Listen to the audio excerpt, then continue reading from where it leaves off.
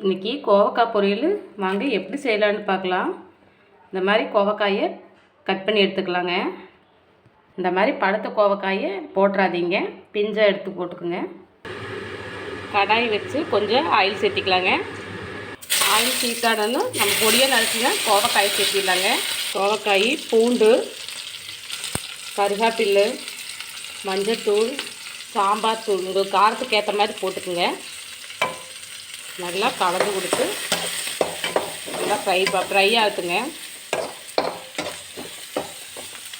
கொஞ்சமாக தண்ணி சேர்த்திக்கலாங்க. தண்ணி ட்ரை ஆகிற வரைக்கும் வேக வச்சு எடுத்துக்கலாங்க. தேவையான அளவு உப்பு சேர்த்தி கலந்து கொடுத்துக்குங்க. பாருங்கள், நம்ம ஊற்றின தண்ணி நல்லா ட்ரை ஆகிடுச்சு. இப்போ நம்ம அப்படியே பவுலில் மாற்றிடலாம். கோவக்காய் பொரியல் ரெடி ஆகி